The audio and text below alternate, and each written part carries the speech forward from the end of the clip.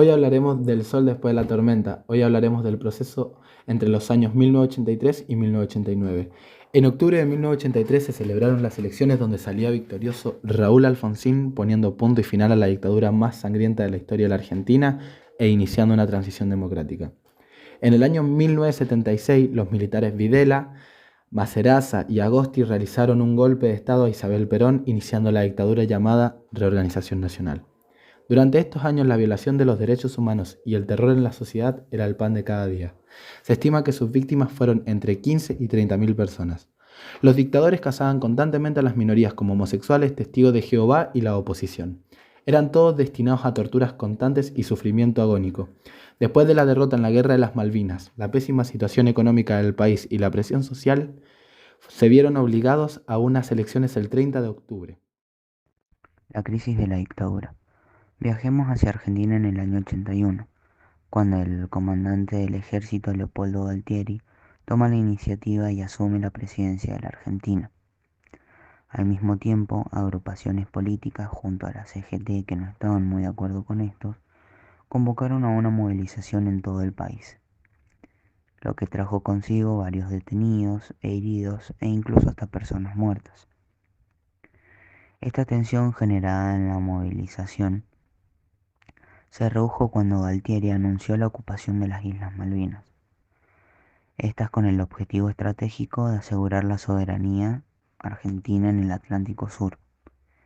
En principio la decisión fue apoyada por la mayoría de partidos políticos, aunque le aclararon de que, pese a la recuperación, no cambiaban su idea respecto a la dictadura militar. Pasó el tiempo y las Fuerzas Armadas argentinas consideraron poco probable de que Britania intentara ir hasta la otra punta del mundo a recuperar un pedazo de territorio. Pero no contaban con que el presidente inglés, Margaret Thatcher, le resultara beneficioso un triunfo militar. Además de que tampoco pudo prever de que Estados Unidos se aliara con Gran Bretaña. Es decir, nos quedamos en banda, como se suele decir, ¿cierto? Ya que no teníamos ningún plan previsto de defensa.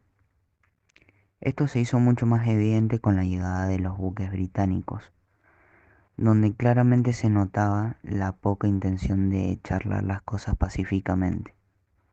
Sin embargo, en la Argentina este clima de euforia por querer recuperar las Malvinas se vio incitado principalmente en los medios de comunicación, ya que lo relataban como si se tratara de un campeonato de fútbol. Como era de esperarse debido a la desventaja que teníamos contra Gran Bretaña, el 14 de junio del 82 las tropas argentinas se rindieron incondicionalmente.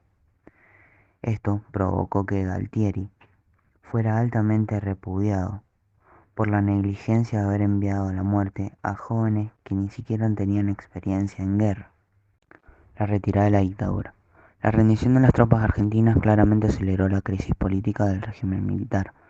En un clima muy intenso, el comandante de la Marina y de la Fuerza Aérea se deciden retirar de la Junta, porque lo que les preocupaba principalmente a la Fuerza Armada era lograr que los partidos políticos aceptaran no revisar lo actuado durante la guerra antisubversiva. En una primera instancia, la gran mayoría de los dirigentes mostraban la iniciativa de querer negociar con ellos, pero el aumento de la movilización de la sociedad respecto a que querían la aparición de vida de todas aquellas personas que habían desaparecido, habían capturado o secuestrado, llevó a que Luder y Alfonsín eh, se opusieran a esto y que así no admitieran ningún tipo de condicionamiento por parte de los militares. Esa jornada de 1983, después de su victoria, Alfonsín declaraba: agradezco el esfuerzo de todos los argentinos, ha sido la participación de la ciudadanía en su conjunto lo que ha garantizado este proceso de democratización. Los argentinos culminaron con éxito, mientras que de fondo la multitud coreaba su nombre.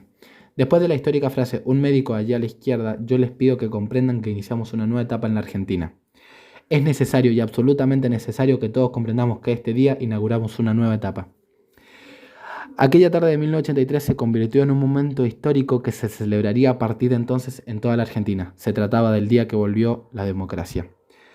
Después de ese día los argentinos podían dormir tranquilos, volvieron a tener todos sus derechos, expresión, libertad, seguridad y todos los otros. Después de la victoria de la USR, las cabecillas de este grupo se opusieron en frente al peronismo liderado por Luder y Vittel. La UCR, con su casi 52%, escribió un nuevo capítulo en el libro de historia. Hoy podemos, por lo menos los que vivimos la dictadura del 76, apreciar con mayor perspectiva y claridad de dónde salimos. Cuando caminábamos por las calles veíamos los carros de asalto, los camiones del ejército y los Falcons sin patente, declaraba el hijo del expresidente. Después de 3 días de haber tomado el poder, el gobierno abrió un caso judicial en contra de los dictadores, acusándolo y queriéndolos culpar de cada pecado cometido en contra de la gente argentina. Los dos partidos mayoritarios de ese momento presentan candidatos muy diferentes. Alfonsín representaba la innovación de la USR, era uno de los pocos políticos argentinos que se opuso a la incursión militar en Malvinas y tuvo una postura férrea sobre los crímenes de la dictadura, estaba decidido a juzgarlos por sus pecados. Su adversario en las urnas tenía una postura casi opuesta. Ítalo Luder aparece como un candidato sin carisma y distante de la gente. Después de este histórico triunfo y ser marcado como la primera vez que el Partido Peronista perdía unas elecciones en Argentina, el pueblo estalló en una euforia colectiva de norte a sur y de este a oeste. La gente salía a las calles a celebrar. Solo en el Obelisco se reunieron 1,5 millones de personas. Los artistas exiliados volvían a su país, Fito Páez, Mercedes Sosa, todos de vuelta a sus tierras. Los cines y los teatros abrieron sus puertas para mostrarle a la gente y la gente era libre de nuevo.